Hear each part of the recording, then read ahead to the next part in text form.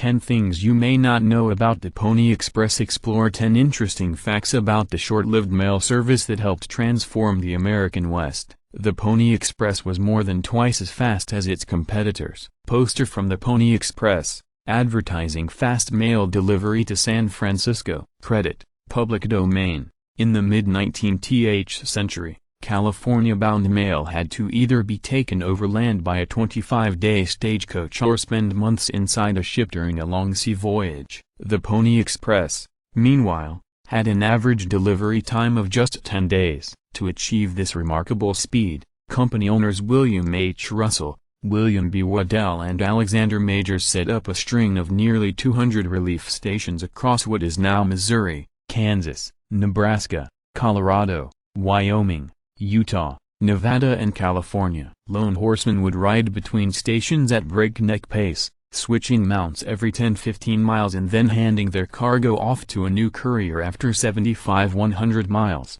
The relay system allowed mail to crisscross the frontier in record time. The company's personal best came in March 1861, when riders carried Abraham Lincoln's first inaugural address from Nebraska to California in just 7 days. 17 hours. It was a financial flop. Postmark, Pony Express, 1860. Credit, public domain. Despite its enduring place an Old West legend, the Pony Express never turned a profit during its year-and-a-half history. The company began making deliveries in April 1860, but service ground to a halt just a few weeks later when the Pyramid Lake War erupted between the United States and the Paiute Indians. The temporary shutdown cost the company some $75,000, and it continued to hemorrhage cash over the next few months due to high operations costs and its failure to secure a government mail contract. Though hailed in the press for its efficiency and adventurous spirit, the Pony Express eventually folded in October 1861,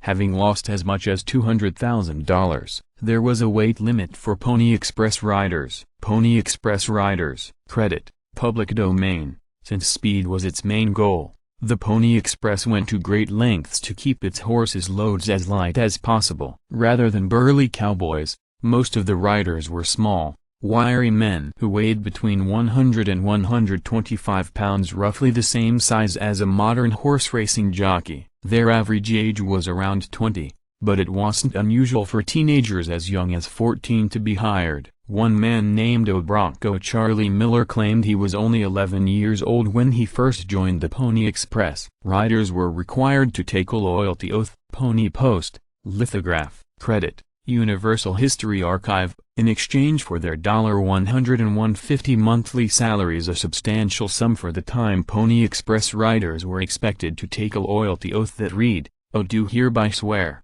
before the great and living God, that during my engagement, and while an employee of Russell, Majors and Waddell, I will, under no circumstances, use profane language, that I will drink no intoxicating liquors, that I will not quarrel or fight with any other employee of the firm, and that in every respect I will conduct myself honestly, be faithful to my duties, and so direct all my acts as to win the confidence of my employers, so help me God." Those who broke the rules risked being dismissed without pay, but it appears that few Pony Express employees followed the pledge to the letter. Liquor flowed freely at relief stations, and an eyewitness named Richard Burton reported that he scarcely ever saw a sober rider. Mail was carried in a specially designed saddlebag, mochila saddled, used by Pony Express riders. Credit, public domain. To cut down on weight and facilitate swift horse and rider changes, the Pony Express used a special type of mailbag known as a mochila, the Spanish word for knapsack. This consisted of a leather cover that was draped over the saddle and held in place by the rider's weight. It featured 4 padlocked pockets, 3 for mail and 1 for the rider's time card, and was capable of holding up to 20 pounds of cargo. At each relief station, riders would simply grab the mochila off one mount and then throw it over the next, allowing them to switch horses in the span of just 2 minutes. Ordinary people almost never use the Pony Express. A note sent via the Pony Express. Credit, Farbman. The speed of the Pony Express didn't come cheap. In its early days the service cost $5 for every half ounce of mail, the equivalent of some $130 today. Prices were later reduced to just $1, but they still remained too high for everyday mail. Instead, the service was mainly used to deliver newspaper reports, government dispatches and business documents, most of which were printed on tissue-thin paper to keep costs down. One rider completed a 380-mile run in less than 2 days. Map of the route followed by the Pony Express. Credit, by and large. In May 1860, Robert O. Pony Bob Haslam took off on the most legendary ride in Pony Express history. The 20-year-old was scheduled to make his usual 75-mile run from Friday Station east to Buckland Station in Nevada. Upon arriving at Buckland,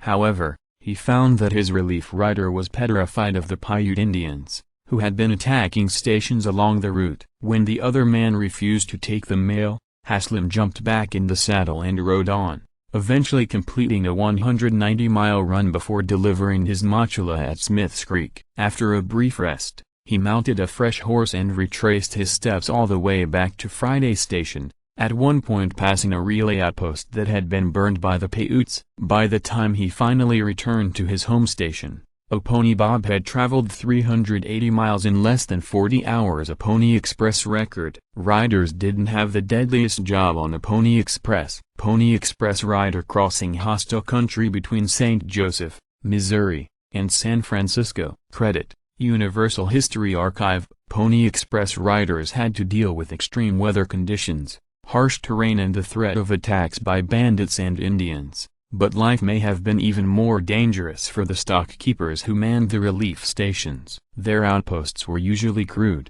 dirt floor hovels equipped with little more than sleeping quarters and corrals for the horses. Many were located in remote sections of the frontier, making them extremely vulnerable to ambush. Accounts differ, but Indians reportedly attacked or burned several relay stations during the Pyramid Lake War in the summer of 1860, killing as many as 16 stock hands. By contrast, only a handful of riders, 6, according to the National Parks Service, died in the line of duty during the entire history of the Pony Express. Buffalo Bill Cody probably wasn't a Pony Express rider. Buffalo Bill Cody. Credit, public domain. In his autobiography, the famed frontier showman William O. Buffalo Bill Cody claimed that he served as a Pony Express rider at the age of 14. He even alleged that he once rode a record 384 miles in a single run. But while Cody almost certainly worked as a messenger for the owners of the Pony Express, there is no record of him ever carrying the mail,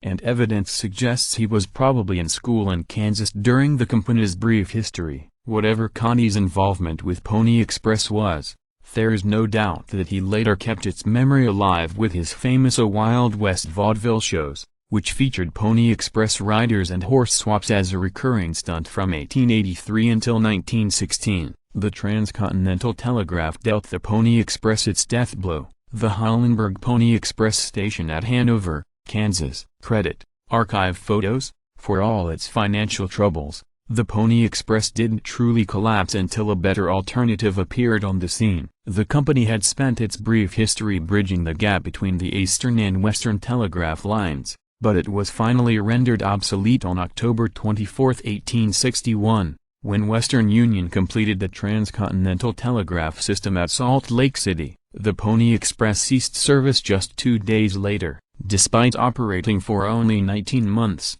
its riders had successfully delivered some 35,000 pieces of mail and traveled more than 500,000 miles across the American frontier.